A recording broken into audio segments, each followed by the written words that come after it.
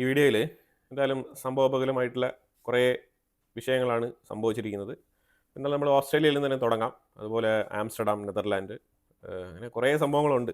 ലോകമെമ്പാടും ഈ ഭീകരവാദികളെ കൊണ്ട് ഇരിക്കപ്പൊറുതിയില്ല എന്നുള്ള അവസ്ഥയാണ്. പ്രത്യേകിച്ച് പാകിസ്ഥാൻ തീവ്രവാദികളാണ് ലോകമെമ്പാടും. അവന്മാരാണ് തീവ്രവാദത്തിൻ്റെ ഹോൾസെയിൽ കയറ്റുമതി. അപ്പോൾ ഇതിനകത്ത് ഒരു കാര്യം മനസ്സിലാക്കേണ്ടത്, എങ്ങനെയാണ് ഈ ഒരു ഇസ്ലാം മതത്തിൽ മാത്രം ഈ രീതിയിൽ ഭീകരവാദം തഴച്ച് വളരുന്നത് എന്ന് നോക്കി കഴിഞ്ഞാൽ മനസ്സിലാക്കാൻ പറ്റുന്നത് ഇതിൻ്റെ ഫണ്ടമെൻ്റലിസം തന്നെയാണ്. ഫണ്ടമെൻ്റലിസം പഠിപ്പിക്കുന്ന രീതി, ഇതാണ് നമ്മൾ ഇതിനകത്ത് മനസ്സിലാക്കേണ്ടത്. ഇത് പലർക്കും ഇത് ഒരുപക്ഷെ ഈ ഇസ്ലാമിനെ ദൂരെ നിന്ന് കാണുന്ന ആൾക്കാർക്ക് ഇത് വളരെ വ്യക്തമായിട്ട് മനസ്സിലാക്കാൻ പറ്റിയെന്ന് വരില്ല. ഇതിനകത്ത് നമ്മൾ മനസ്സിലാക്കുന്ന ചില മറ്റുള്ള മതങ്ങളെ പോലെ അല്ല ഇസ്ലാം.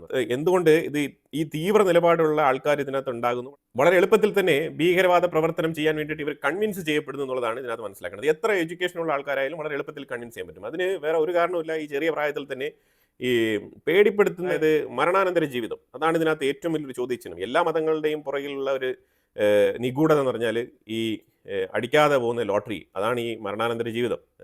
അപ്പോൾ അത് ശരിക്കും പറഞ്ഞാൽ അസ് ലോങ് ആസ് ഓരോ മനുഷ്യന്മാരും വ്യക്തിപരമായിട്ട് അവർ നല്ല മനുഷ്യരായിട്ട് ജീവിക്കുകയാണെന്നുണ്ടെങ്കിൽ, മറ്റുള്ള മനുഷ്യന്മാർക്ക് ഒരു രീതിയിലുള്ള ഉപദ്രവം ഉണ്ടാക്കാത്ത രീതിയിലുള്ള ജീവിതമാണ് ജീവിക്കുന്നുണ്ടെങ്കിൽ, പിന്നെ ഏത് അൾട്ടിമേറ്റ് ഗോഡാണ് ഉള്ളത് നിങ്ങളെ ശിക്ഷിക്കാൻ വേണ്ടിയിട്ട്? പിന്നെ എന്തിനാണ് നിങ്ങൾ ശിക്ഷിക്കപ്പെടുന്നത്? അതിനെന്തെങ്കിലും ആവശ്യമുണ്ടോ? ഒരിക്കലുമില്ല. അപ്പോൾ ബേസിക്കലി കോമൺ സെൻസ് ആണ് വേണ്ടത്. അതില്ലാത്തത് കൊണ്ടാണ് ഇങ്ങനെ മരണാനന്തര ജീവിതം, അതിനെക്കുറിച്ചുള്ള വേവലാതിയാണ് ഇവിടെ കിടന്ന് ഈ വെപ്രാളം മൊത്തം കാണിച്ചു കൂട്ടുന്നത്. എനിവേ, അങ്ങനെ സ്വർഗ്ഗത്തിലെ സീറ്റ് റിസർവ് ചെയ്യാൻ പറ്റുന്ന ഒരു എളുപ്പത്തിലുള്ള മാർഗ്ഗമായിട്ടാണ് ഈ ഇസ്ലാമിക ഭീകരവാദികൾ ഈ ഒരു പ്രവൃത്തിയിലേക്ക് ഏർപ്പെടുന്നത്. അതിന് എളുപ്പത്തിലുള്ള ഒരു സീറ്റ് റിസർവേഷൻ്റെ മാർഗ്ഗമാണ് ഒരു കാഫിറിനെ ഇല്ലാതാക്കുക എന്നുള്ളതും ഒരു കാഫിറിനെ വധിക്കുക എന്നുള്ളതും. ഇനി അതിൽ ഏറ്റവും മുന്തിയ നിലയിലുള്ള ഹൈറാർക്കിയിൽ നിങ്ങൾക്ക് കുറച്ച് മുന്തിയ കസേര കിട്ടണം എന്നുണ്ടെങ്കിൽ നിങ്ങൾ ഒരു യഹൂദനെ വധിക്കുന്നതായിരിക്കും നല്ലതെന്നുള്ള ആ രീതിയിലുള്ള പഠനങ്ങൾ ഇതിനകത്ത് ഉണ്ട് എന്നുള്ളതാണ് യാഥാർത്ഥ്യം. ഈ മതവുമായിട്ട് ബന്ധപ്പെട്ട് ഇസ്ലാം മതത്തിലുള്ള ആൾക്കാർ തന്നെ അതിൽ നിന്നും പുറത്തു വന്നിട്ട് വിമർശനങ്ങൾ നടത്തുന്ന ഒരുപാട് പേരുണ്ട്. പേരെടുത്ത് ഓരോന്നായിട്ട് പറയുന്നില്ല. ഡോക്ടർ ആരിഫ് ഹുസൈൻ, അതേപോലെ ഒരുപാട് പേരുണ്ട് ഇവിടെ. അപ്പോൾ അതുകൊണ്ട് അതൊക്കെ കണ്ടു കഴിഞ്ഞാൽ നിങ്ങൾക്ക് കുറച്ചുകൂടെ വ്യക്തമായിട്ട് മനസ്സിലാക്കാൻ പറ്റും ഈ മതത്തിൻ്റെ മൂല്യങ്ങൾ എത്രമാത്രമാണെന്നുള്ളതിനെ കുറിച്ചുള്ള വളരെ വ്യക്തമായിട്ടുള്ള ബ്ലൂ പ്രിന്റ് അവർ പൊതുസമൂഹത്തിന് മുന്നിൽ തുറന്നു വെക്കുന്നുണ്ട്. അപ്പോൾ അതുകൊണ്ട് തന്നെ നമ്മൾ അതിനകത്ത് ഒരു രീതിയിലുള്ള കൺഫ്യൂഷനും ആകേണ്ട ആവശ്യമില്ല. എനിവേ, ഇതിനകത്ത് പ്രധാനപ്പെട്ട ഒരു വ്യത്യാസം ഞാൻ പറഞ്ഞുതരാം. അതായത് ഈ പണ്ടൊക്കെ ഗുരുകുല വിദ്യാഭ്യാസം, അപ്പം അങ്ങനെയൊക്കെ ഈ പണ്ടൊക്കെ നമ്മൾ സ്കൂളിൽ പോകുമ്പോഴത്തേക്കും നമുക്ക് ഈ ഫണ്ട് കളക്ട് ചെയ്യാൻ വേണ്ടിയിട്ടേ ഒരു സ്റ്റാമ്പ് തരുമായിരുന്നു. ആ സ്റ്റാമ്പിൽ ശരിക്കും പ്രത്യേകിച്ച് സ്കൂളിൽ നിന്ന് എനിക്ക് ഏറ്റവും കൂടുതൽ കിട്ടിയിരിക്കുന്ന സ്റ്റാമ്പ് എന്ന് പറഞ്ഞാൽ അതിനകത്ത് ഒരു മരം, ബോധിമരം, ഒരു ബുദ്ധിസ്റ്റ് സിംബോളിക് ആയിട്ടുള്ള ഒരു ടീച്ചിങ് മെത്തേഡ്, ഒരു ഗുരുകുല വിദ്യാഭ്യാസം എന്നുള്ള നിലയിൽ ഒരു ബോധിമരം, അതിൻ്റെ താഴെ ഒരു ഗുരു ഇങ്ങനെ ഇരിക്കും. ഗുരു മീൻസ് അതിൻ്റെ ബുദ്ധൻ്റെ സിമ്പിളാണ് അവിടെ ഉള്ളത്. ഒരു ബുദ്ധൻ്റെ ഛായയിലുള്ള ഒരു ഗുരുവാണ് അവിടെ ഉണ്ടാകുക. താഴെ ഒരു 5 സ്റ്റുഡൻസ് ഇങ്ങനെ ഇരിക്കുന്ന പോലെയുള്ള സ്റ്റാമ്പ്. എത്ര പേർക്ക് കിട്ടിയിട്ടാണെന്ന് എനിക്കറിയത്തില്ല. ഇപ്പോൾ സ്കൂളുകളിലൊക്കെ അത് കൊടുക്കുന്നുണ്ടോ എന്ന് പോലും നമുക്കറിയില്ല. അങ്ങനത്തെ സ്റ്റാമ്പുകൾ. ഇന്ത്യക്കാർക്ക് ഒരു പശ്ചാത്തലമുണ്ട്. അത് എയ്തർ ഹിന്ദു ആവാം, ക്രിസ്ത്യൻ ആവാം, മുസൽമാനാവാം, എന്തും ആയിക്കോട്ടെ. മതം എന്ന് പറയുന്നത് ജസ്റ്റ് അത് ഡിസൈഡ് ചെയ്യാനുള്ള ആ ഒരു പെർമിഷൻ ജനിക്കുന്ന കുട്ടിക്ക് ഒരിക്കലും കിട്ടാറില്ല. അപ്പോൾ അതുകൊണ്ട് ജനിച്ച ഉടനെ തന്നെ ഈ സാധനം അടിച്ചേൽപ്പിക്കുകയാണ്. അപ്പോൾ അതുകൊണ്ടുണ്ടാകുമ്പോൾ എത്ര തീവ്രതയോടുകൂടിയാണ് ഇത് അടിച്ചേൽപ്പിക്കപ്പെടുന്നത്, എന്ത് തരത്തിലുള്ള ആശയങ്ങളാണ് അടിച്ചേൽപ്പിക്കപ്പെടുന്നത്, അതിലൂന്നിയായിരിക്കും ആ കുട്ടിയുടെ ഒരു അണ്ടർസ്റ്റാൻഡിങ് ഈ മതവുമായിട്ട് ബന്ധപ്പെട്ട്. അപ്പം ഏറ്റവും കൂടുതൽ പേടിപ്പെടുത്തുന്ന ഒരു ദൈവത്തിനെയാണ് നിങ്ങൾ ഇൻട്രൊഡ്യൂസ് ചെയ്യുന്നതെങ്കിൽ അത് ശരിക്കും പറഞ്ഞാൽ വലിയ രീതിയിലുള്ള ദുരന്തം സംഭവിക്കാനുള്ള സാധ്യതയുണ്ട്. ആ ദുരന്തങ്ങളാണ് ശരിക്കും നമ്മളിപ്പം ഓൾ ഓവർ ദ വേൾഡ് കണ്ടുകൊണ്ടിരിക്കുന്ന ദുരന്തം. അപ്പോൾ ഇതിനകത്ത് ഒരു ചെറിയ കോൺസെപ്റ്റ് ഞാൻ പറയാം. ഈ ചെറിയ കോൺസെപ്റ്റ് എന്ന് പറഞ്ഞാൽ എല്ലാവർക്കും അറിയാവുന്ന കോൺസെപ്റ്റ് തന്നെയായിരിക്കും. എന്നാൽ നമ്മൾ ഒന്നുകൂടെ ഈ രീതിയിലുള്ള കാര്യങ്ങളൊക്കെ ഒന്ന് ടച്ച് ചെയ്ത് പോകുന്നത് വളരെ നന്നായിരിക്കും. കാരണം സൊസൈറ്റി ആ രീതിയിലേക്ക് മാറിയിരിക്കുകയാണ്. നമ്മൾ മാതാ, പിതാ, ഗുരു, ദൈവം, നമ്മളെല്ലാവരും തന്നെ പഠിച്ചിട്ടുള്ള ഒരു പ്രോവർബായിരിക്കും ഇത്, ഈ മാതാ, പിതാ, ഗുരു, ദൈവം എന്നുള്ളത്. അപ്പോൾ ഇതിനകത്ത് ഈ സ്ഥാനങ്ങളാണ് ഇതിനകത്ത് വളരെ ഇമ്പോർട്ടൻറ്റ്. ഇപ്പോൾ മാതാ, പിതാ, ഗുരു, ദൈവം, ദൈവത്തിന് 4ാം സ്ഥാനമാണ്, ഏറ്റവും ലാസ്റ്റ്. ശരിക്കും പറഞ്ഞാൽ ഒരു ഇസ്ലാം പെർസ്പെക്റ്റീവിൽ ഇതിനെ നമ്മൾ നോക്കുകയാണെന്നുണ്ടെങ്കിൽ ഇസ്ലാം പറയുന്നത് നേരെ തിരിച്ചിട്ടുള്ളൂ. ദൈവം ആദ്യമാണ്, മനസ്സിലായോ? ദൈവത്തിനാണ് പ്രാധാന്യം. മാതാപിതായൊക്കെ ലാസ്റ്റാണ്, അവസാനമാണ്.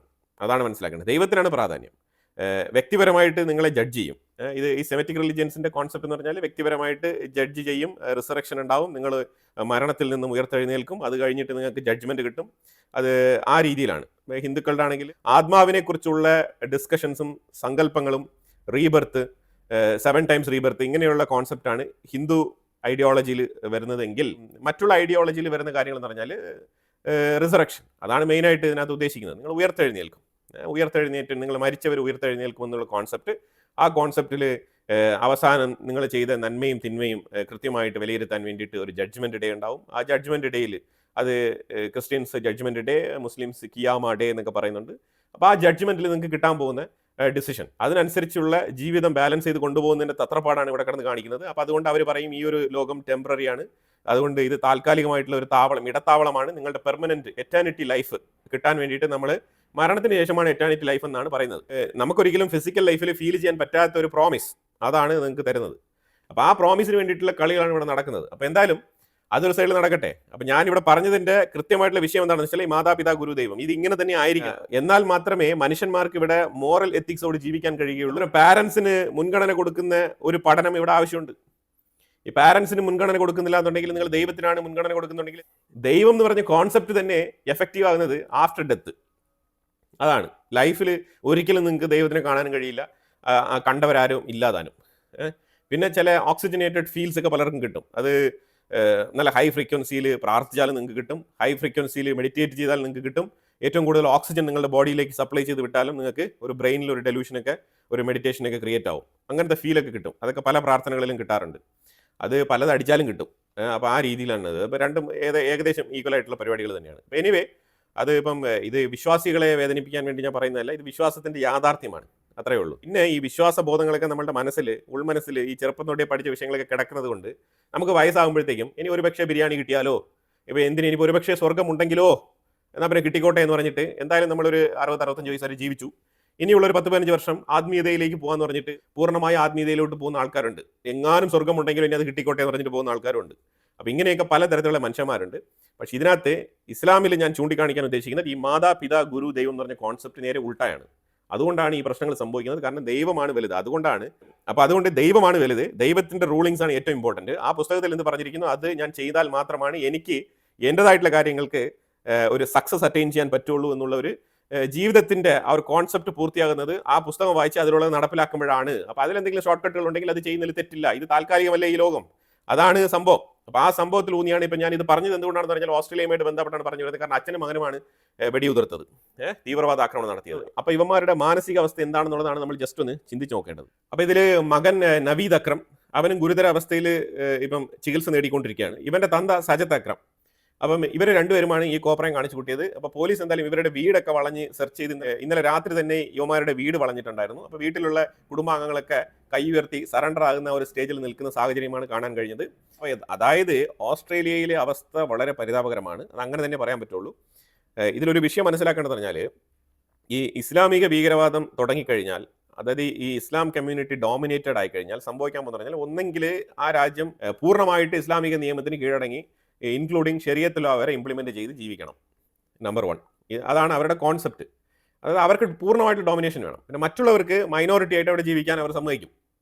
അത് കാലക്രമേണ അവിടെയും ഇൻഫിൽട്രേഷൻ നടന്ന് മറ്റേ ലവ് മാരേജ് ഇതൊക്കെ നടത്തി അങ്ങോട്ടും ഇങ്ങോട്ടൊക്കെ എങ്ങനെയെങ്കിലും അതിൽ നിന്നും പകുതി മുക്കാൽ വരെ ഇവർ മതം മാറ്റി മൈനോറിറ്റികളുടെ എണ്ണം കുറച്ചുകൊണ്ടേ വരും.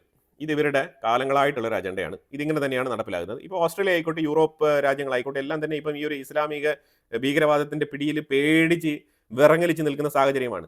ഫ്രാൻസ് അവരുടെ ന്യൂ ഇയർ ആഘോഷ പരിപാടി റദ്ദാക്കിയിരിക്കുകയാണ്. കാരണം വേറെ ഒന്നുമല്ല, നാഷണൽ സെക്യൂരിറ്റി ത്രെട്ട് ഈ ഇമിഗ്രൻറ്റുകൾ ഏറ്റവും കൂടുതൽ ഈ ഇസ്ലാമിക ഭീകരർ ഏറ്റവും കൂടുതൽ കടന്നു കയറിയിരിക്കുന്ന ഈ ഒരു ഫ്രാൻസ് അവരുടെ ന്യൂ ഇയർ ആഘോഷങ്ങൾ ഇപ്പം നടത്തണോ വേണ്ടിയോ എന്നുള്ള രീതിയിലുള്ള ആലോചനയിലാണ്. ഇത് നമ്പർ 1. അവിടെ ഫാർമേഴ്സ് പ്രൊട്ടസ്റ്റ് അത് വേറെ ഉണ്ട്.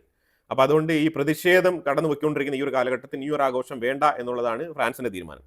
UK-ക്കും ഇതേ തീരുമാനം വരാനുള്ള സാധ്യതയാണ് ഏറ്റവും കൂടുതൽ എന്നാണ് പറയുന്നത്. ഒരു വെടിക്കോപ്പുകൾ ഇതൊക്കെ പടക്കമൊക്കെ പൊട്ടിക്കും, പക്ഷേ മറ്റുള്ള ആഘോഷ പരിപാടി, അതായത് വെസ്റ്റേൺ രാജ്യങ്ങളിൽ ന്യൂ ഇയർ ആഘോഷം എന്ന് പറഞ്ഞാൽ വളരെ വലുതാണ്. ഇറ്റലിയൊക്കെ ഇപ്പോൾ അതുമായിട്ട് ബന്ധപ്പെട്ട് ചിന്തിച്ചുകൊണ്ടിരിക്കുന്ന സാഹചര്യമാണ്. ഓസ്ട്രേലിയ പൂർണ്ണമായിട്ടും ഇസ്ലാമിസ്റ്റുകളുടെ ഒരു കൺട്രോളിൽ വന്നിരിക്കുകയാണ്. അവിടുത്തെ വോട്ട് ബാങ്കിന്റെ വിഹിതവും കൂടി മനസ്സിലാക്കി കഴിഞ്ഞാൽ ഇത് വളരെ വ്യക്തമായിട്ട് മനസ്സിലാക്കാൻ പറ്റുന്ന ഒരു യാഥാർത്ഥ്യമാണ്. പാലസ്തീൻ പ്രോ പാലസ്തീനികൾ ഏറ്റവും കൂടുതലുള്ളത് ഇപ്പോൾ ഓസ്ട്രേലിയയിലാണെന്ന് മനസ്സിലാക്കാൻ പറ്റും. ഓസ്ട്രേലിയയിലെ എയർപോർട്ടിലുള്ള രംഗം, പോർട്ടിൽ നടന്ന ഒരു സംഗതി, ആ എയർപോർട്ടിൽ ഇതെല്ലാം തന്നെ ഫ്രീ പാലസ്തീനുമായിട്ട് ബന്ധപ്പെട്ടാണ് ഇവർ ഈ ആഘോഷങ്ങളും സ്ലോഗൻസ് എല്ലാം പറയുന്നത്. പക്ഷേ സംഭവം എന്താണെന്ന് വെച്ചാൽ ഇവർ ഡോമിനേറ്റഡ് ആണെന്നുള്ളതാണ് യാഥാർത്ഥ്യം. ജസ്റ്റ് ഒന്ന് കണ്ടോളൂ.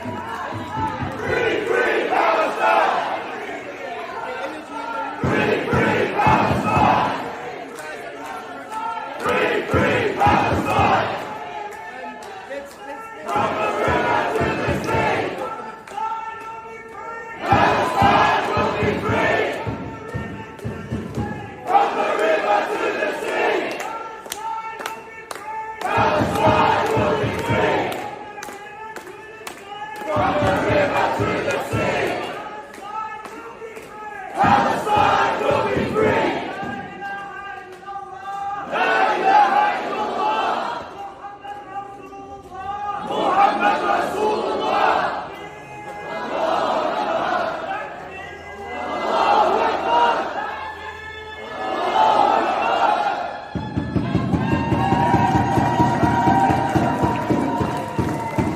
ഓസ്ട്രേലിയ എയർപോർട്ടിൽ തന്നെ ഇതാണ് അവസ്ഥയെന്നുണ്ടെങ്കിൽ ഓസ്ട്രേലിയക്ക് ഉള്ളിൽ എന്തായിരിക്കും അവസ്ഥ?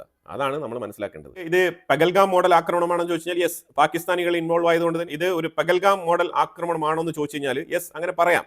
അതായത് തോക്കെടുത്ത് വെടിവെച്ചത് കൊണ്ട് മാത്രം ഇതിനെ പഹൽഗാം ആക്രമണത്തിനോട് ഉപമിക്കുന്നതിന് പകരം ഇതിന് പ്രധാനമായിട്ട് മനസ്സിലാക്കേണ്ട വിഷയം എന്ന് പറഞ്ഞാൽ പഹൽഗാമിൽ സംഭവിച്ചതെന്ന് പറഞ്ഞാൽ മതം ചോദിച്ച് മനസ്സിലാക്കിക്കൊണ്ട് ആണുങ്ങളെ മാത്രം ടാർഗറ്റ് ചെയ്ത് നടത്തിയ ഒരു തീവ്രവാദ ആക്രമണമായിരുന്നു പഹൽഗാമിൽ. അതുപോലെ വേണമെങ്കിൽ നമ്മളിപ്പോൾ യഹൂദരെ സംബന്ധിച്ചിടത്തോളം അവർ ഹനൂക്ക എന്ന് പറഞ്ഞ ആ ഒരു ഡേയിൽ അവർക്ക് നേരിടേണ്ടി വന്ന ഒരു ക്രൂരത, അതിനെയാണ് നമ്മൾ ഒക്ടോബർ 7 റിസംബിൾ ചെയ്ത് പറഞ്ഞത്. അതേസമയം ഇതിനെ പഹൽഗാമുമായിട്ട് വേണമെങ്കിലും നമുക്ക് അനുമാനിക്കാം, അതിൽ യാതൊരു തർക്കമില്ല. രണ്ടും ഈക്വൽ ആയിട്ടുള്ള ഇൻസിഡന്റുകൾ തന്നെയാണ്. സിഡ്നിയിൽ ജൂയിഷ് ലീഡർഷിപ്പ് കമ്മ്യൂണിറ്റി ഉണ്ട്. അപ്പോൾ അവരുടെ സൈഡിൽ നിന്നും ഓസ്ട്രേലിയൻ പ്രൈം മിനിസ്റ്റർക്ക് ഒരു കത്ത് അയച്ചിട്ടുണ്ട്. അതായത് യഹൂദർക്ക് വേണ്ട രീതിയിലുള്ള സംരക്ഷണം ഒരുക്കണം എന്നുള്ള രീതിയിൽ. ആൽബനീസ് പറഞ്ഞിരിക്കുന്നത് നിങ്ങൾ ഇതിനെ യഹൂദരായിട്ടോ അല്ലെങ്കിൽ ഇസ്ലാമായിട്ടോ അങ്ങനെയൊന്നും കണക്ക് കൂട്ടണ്ട എന്നുള്ള ഒരു ഡിപ്ലോമാറ്റിക് ആയിട്ടുള്ള നിലപാടാണ് ആന്റണി ആൽബനീസ് എടുത്തിരിക്കുന്നത്. ഇത് ശരിക്കും പറഞ്ഞാൽ ആൽബനീസിന്റെ പൊളിറ്റിക്കൽ നിലനിൽപ്പിന് വേണ്ടിയിട്ടുള്ള തത്രപ്പാടിൽ കാണിച്ചു കൂട്ടുന്ന ഇരട്ടത്താപ്പാണെന്ന് വേണമെങ്കിൽ നമുക്ക് പറയാം. ഓപ്പൺ ആയിട്ട് തന്നെ പറയാം, അതിൽ യാതൊരു മാറ്റമില്ല. കാരണം ഇത് യഹൂദർക്ക് നേരെയുള്ള ആക്രമണമല്ല. ഞങ്ങൾ യഹൂദരെന്നോ മുസ്ലിമാനെന്നോ കാണുന്നില്ല, ഞങ്ങൾ എല്ലാവരെയും ഓസ്ട്രേലിയൻ പൗരന്മാരായിട്ടാണ് കണക്കാക്കുന്നത് എന്നുള്ള രീതിയിൽ, അതായത് ഫർദർ എസ്കലേഷൻ വേണ്ട എന്നുള്ള നിലയിലുള്ള ഒരു മെസ്സേജ് കൊടുക്കുന്ന രീതിയിൽ, അതേസമയം പുള്ളിയുടെ പൊളിറ്റിക്കൽ കരിയർ അഥവാ പൊളിറ്റിക്കൽ ഭാവി അത് സുരക്ഷിതമാക്കുന്ന രീതിയിലുള്ള നിലപാടാണ് ആന്റണി ആൽബനീസ് എടുത്തിരിക്കുന്നത്. ഇനി നേരെ ഇന്നലെ ഈ ഹനൂക്ക സെലിബ്രേഷൻ, ഇതേപോലെ ജൂവിഷിന്റെ സെലിബ്രേഷൻ ആംസ്റ്റർഡാമിൽ നടന്നിട്ടുണ്ടായിരുന്നു. ആംസ്റ്റർഡാം, നെതർലാൻഡിൽ. അവിടെ ശരിക്കും പറഞ്ഞാൽ പോലീസ് കൃത്യമായിട്ട് പ്രവർത്തിച്ചത് കൊണ്ട് വലിയ രീതിയിലുള്ള അപകടം ഒഴിവായി. അവിടെയും ഏറ്റവും കൂടുതൽ ഒരു വലിയ തീവ്രവാദ സംഘടന അവിടെ കുറേ ഗ്രൂപ്പുകൾ ഈ പാലസ്തീനിയൻ ഫ്ലാഗും കൊണ്ട് ഈ ഹനൂക്ക റാലിയെ ഒപ്പോസ് ചെയ്ത് അവരുടെ ഇടയിൽ ഇൻട്രൂഡ് ചെയ്ത് പോകാൻ വേണ്ടിയിട്ട് കടന്നു കയറി വന്ന സമയത്ത് പോലീസ് അതിനെ കയറി തടഞ്ഞു. ഇല്ലാന്നുണ്ടെങ്കിൽ ഇന്നലെ അവിടെയും ആംസ്റ്റർഡാമിലും ഇതേപോലത്തെ സംഗതികൾ സംഭവിച്ചേനെ എന്നാണ് പറയുന്നത്. എന്തായാലും ഡച്ച് പോലീസ് അവർ കൃത്യമായിട്ട് ഈ 12 മണിക്ക് തന്നെ ഓസ്ട്രേലിയയിൽ ഈ ഒരു സംഭവം നടന്നതുകൊണ്ട് അവർ കുറച്ച് പ്രിവെന്റീവ് മെഷേഴ്സ് എടുത്തിരുന്നു. അതുകൊണ്ട് അത് രക്ഷപ്പെട്ടു. അല്ലാന്നുണ്ടെങ്കിൽ അവിടെയും പണി കിട്ടിയേനെ. അപ്പോൾ ഇതിനകത്ത് ശരിക്കും പറഞ്ഞാൽ ഖത്തർ, സൗദി അറേബ്യ, UAE ഇങ്ങനെ പല അറബ് രാജ്യങ്ങളും ഈ ഓസ്ട്രേലിയയിൽ നടന്ന ഇൻസിഡന്റിനെ കണ്ടംപ്റ്റ് ചെയ്ത് രംഗത്ത് വന്നിട്ടുണ്ട്. ഇതേപോലത്തെ തീവ്രവാദ നിലപാടുള്ള ഇസ്ലാമിക ആശയങ്ങളോട് ഞങ്ങൾ ഒരിക്കലും പൊരുത്തപ്പെടുന്നില്ല എന്നുള്ള നിലപാടുകളാണ് ഈ രാജ്യങ്ങളൊക്കെ പറഞ്ഞിരിക്കുന്നത്. ഇതിൽ പല സംഘടനകൾക്കും എന്തിനു വേദം ഈ പാലസ്തീൻ, ഫ്രീ പാലസ്തീൻ എന്നൊക്കെ പറഞ്ഞുകൊണ്ട് UAE-യിലോ സൗദി അറേബ്യയിലോ അല്ലെങ്കിൽ മറ്റു പല രാജ്യങ്ങളിലും, മറ്റു പല മിഡിൽ ഈസ്റ്റ് രാജ്യങ്ങളിലാണ് ഈ ഫ്ലാഗും പൊക്കിക്കൊണ്ട് അവകാശവാദം പറഞ്ഞുകൊണ്ട് നടക്കാനൊന്നും പറ്റില്ല. ഒരു മിഡിൽ ഈസ്റ്റ് രാജ്യങ്ങളിലും ഇതുപോലത്തെ റാലി ഇല്ലല്ലോ. എന്തുകൊണ്ട് യൂറോപ്പിൽ മാത്രം ഇതിങ്ങനെ കൊടിയും പൊക്കിയവന്മാർ നടക്കുന്നത്? കാരണം യുവമാർക്ക് അവിടെയാണ് സ്വാതന്ത്ര്യമുള്ളത്. ആ നിയമങ്ങളുടെ ലൂപ്പ് ഹോൾ ഇവർ കണ്ടെത്തിക്കൊണ്ട് മുതലാക്കുകയാണ്. അത് മണ്ടന്മാരായിട്ടുള്ള യൂറോപ്യൻ നേതാക്കൾക്ക് മനസ്സിലാവുന്നില്ല. വോട്ട് ബാങ്കിനെ പേടിച്ച് സ്വയം ലാഭത്തിന് വേണ്ടിയിട്ട് എനിക്ക് കസേരയിൽ ഇരുന്നാൽ മതി എന്ന് വിചാരിക്കുന്ന കുറച്ച് ഇസ്ലാമിക വോട്ടുകൾക്ക് വേണ്ടിയിട്ടാണ് ഈ നാടകങ്ങൾ മൊത്തം നടത്തുന്നത്. പക്ഷേ ഇത് അവരുടെ രാജ്യത്തിൻ്റെ തന്നെ നാശത്തിന് വഴിവെക്കും എന്നുള്ളത് അവർക്ക് മനസ്സിലാകുന്നില്ല എന്നുള്ളതാണ് യാഥാർത്ഥ്യം. കുറേ ഇൻഫർമേറ്റീവ് ആയിട്ടുള്ള വിഷയങ്ങളാണ് നമ്മൾ വീഡിയോയിൽ പങ്കുവച്ചത്. ഇതിനെക്കുറിച്ചുള്ള അഭിപ്രായങ്ങൾ കമന്റ് ബോക്സിൽ രേഖപ്പെടുത്തുക. കൂടുതൽ വാർത്തകളുമായിട്ട് അടുത്ത വീഡിയോയിൽ വരാം. Thank you so much.